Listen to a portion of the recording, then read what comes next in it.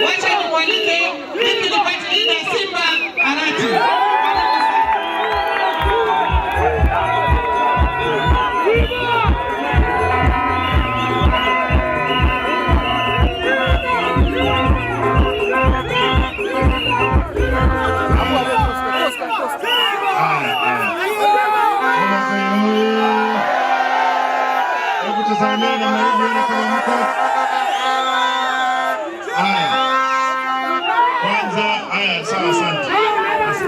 Asante.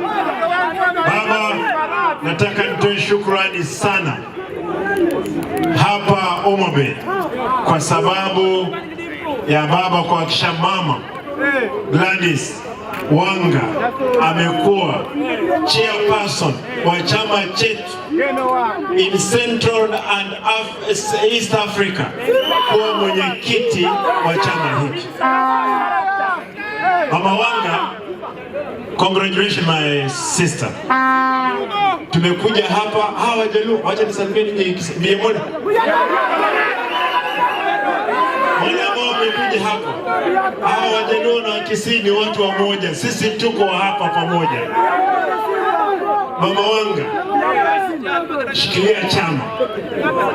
Leo tumekuja na mimi nataka niwakaribishe kwangu Kisii tarehe 28. Mwisho nataka niulize wale wote ambao wamepewa viti katika chama, tuhakikishe tumefanya kazi ya kusomesha chama. Kwa sababu ya mvua hii, avumilia dakika moja.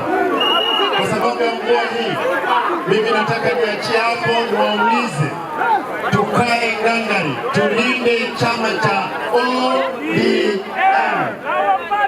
Our ministers ambao mmeenda katika serikali, mimi nataka kama deputy party leader, nataka niwaombe hakikisha tumedumisha nidhamu ile tuko nayo katika chama. Kwa hivyo mimi kama deputy party leader tutashirikiana kuhakikisha kwamba tumejenga chama chetu, na mtu yeyote ambaye ataenda katika serikali lazima tudumishe nidhamu ya chama. Ndugu yetu Joho, ndugu yetu Mbadi, ndugu yetu Paranya na wale wote, nyinyi ni wanachama wa ODM. Yes. Hata mkiwa katika serikali hii ya Mheshimiwa William Ruto, nyinyi ni wana ODM.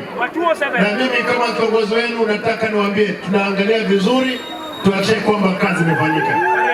Baba, ukiwa katika African Union, chama liko imara, tutailinda vile Junet amesema hapa. Hatutakubali mtu yoyote kufanya mchezo na chama. Tafadhali wale ambao mlikuwa mmehasi, tutasamea nyinyi mkuje. Serikali inayokuja ya 2027, sisi ndio tutakuwa serikali. Kivyo vyote vile lazima serikali ya 2027 sisi wana ODM tuitengeneze. Asanteni na Mungu awabariki.